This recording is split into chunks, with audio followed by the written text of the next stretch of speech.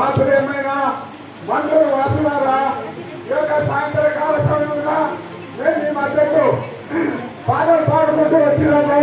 ఏంటంటే ఆ పాట పైన ఆకాశం అందున కింద ఉన్న భూమి అందున ఏ నామమున రక్షణ లేదు.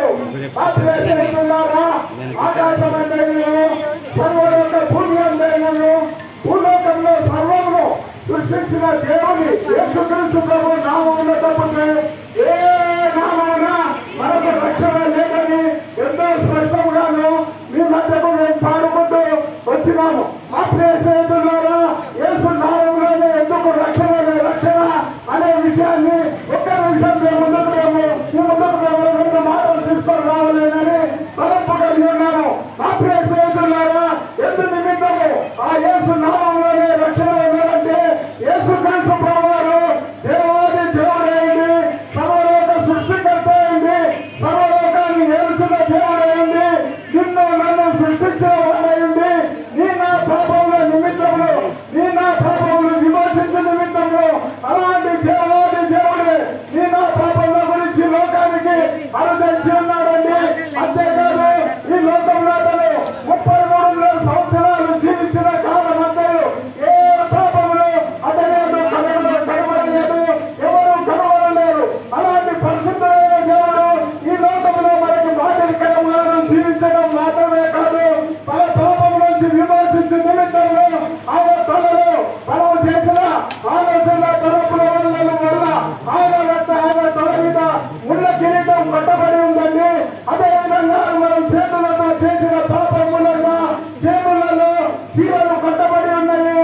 అదేవిధంగా మనం కాళ్ళతో ఎక్కడికి పోకూడదు అక్కడికి పోవడం మూలంగా కాళ్ళలో చీరలు కట్టబడి ఉన్నాయి. ఆ యొక్క తలలో నుంచి రక్తము కాల్చబడి ఉన్నది, చేతుల్లోంచి రక్తము కాల్చబడి ఉన్నది, కాళ్ళలోంచి రక్తము కాల్చబడి ఉన్నది. అంతేకాదు మా ప్రియ స్నేహితులారా, పరిశుద్ధమైన లేఖన భాగం ఈ విధంగా సెలవిస్తుంది, హృదయ శుద్ధి గల వారు ధన్యులు. అదేవిధంగా మరొక మాట మరొకసారి ఈ విధంగా రాయబడి ఉన్నది, హృదయం అన్నిటికన్నా మోసకరమైనది.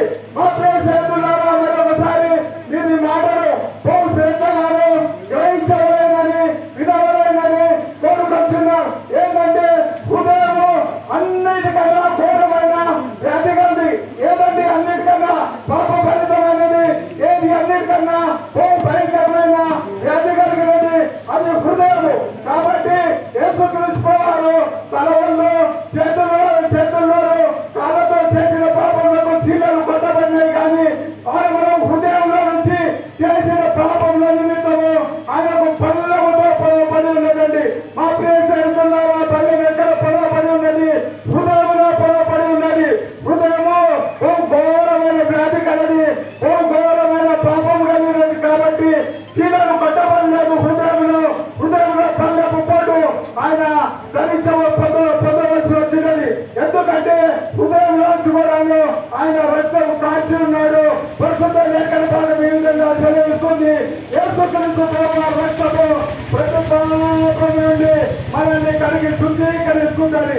ఏంటంటే యేసుక్రీస్తు ప్రభువు రక్తము మరోసారి చెప్తున్నాను, ప్రతి పాపం అంటే నీ పుట్టుకతో నుంచి ఇప్పటి వరకు నువ్వు చేసిన పాపములన్నిటినీ కడిగి శుద్ధీకరించేది యేసుక్రీస్తు ప్రభువు రక్తమే.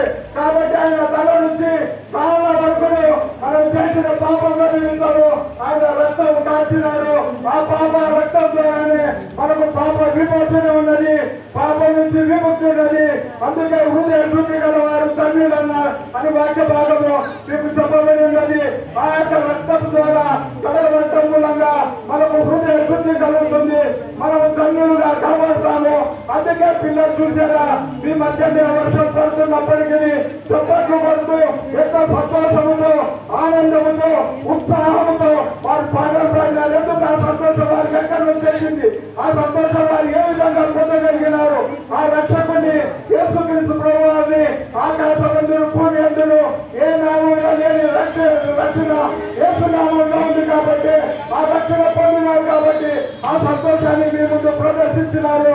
మా ప్రియ స్నేహితులారా, అలాంటి సంతోషం మీకు కావాలంటే మన నిమిత్తమును మన పాపముల నిమిత్తమును చనిపోయిన యేసుక్రీస్తు ప్రభువారు చనిపోతేనే కాదు, ఈ లోకంలో పుట్టిన వారందరూ చనిపోయినారు. అదే విధంగా యేసుక్రీస్తు ప్రభువారు కూడా చనిపోయినారని తలంచవచ్చు.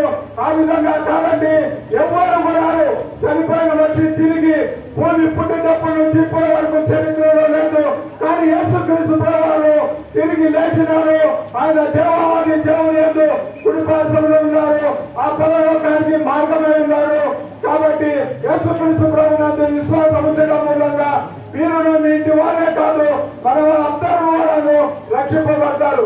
ఇప్పుడు ఆ ప్రేక్షకులారా, ఈ మాటల్లో దేవుడు జీవిస్తున్నాక మేము మీ గురించి ప్రార్థన చేస్తాం. మహాగరుడా, పరిశుద్ధుడా, పాల్గొన్న మా తండ్రి, గొప్ప దేవాలు నుంచి తండ్రి ప్రాంతమంతా జరుగుతున్న సువార్త విషయంలో సహాయం చేసుకొచ్చారు. ఇదిగో దేవా, మీ దాసుల ద్వారా పలికిన ప్రతి మాటను మీరు గట్టి ఫలింపు చేయండి. విన్న ప్రతి హృదయాన్ని తండ్రి కల్పింపజేసి వారిలో నూతన స్వభావం తీసుకొచ్చి ప్రతి ఆత్మని ఎత్తుని నడిపించి ఆశీర్వాదం పొందినట్టుగా మండలి గ్రామ ప్రజలందరినీ దీవించండి. వారి వ్యాపారాలు, చదువులు, ఉద్యోగాలు సర్వాన్ని దీవించి అవసరంగా తీరుస్తున్నామని అనేక ఆత్మల తండ్రి రక్షించడం ప్రభుత్వంతో నాకు చిన్న ప్రార్థన ప్రార్థించి ప్రతి మాల అడిగి పెట్టుకుంటున్నాను. పరమతండ్రి ఆమేన్.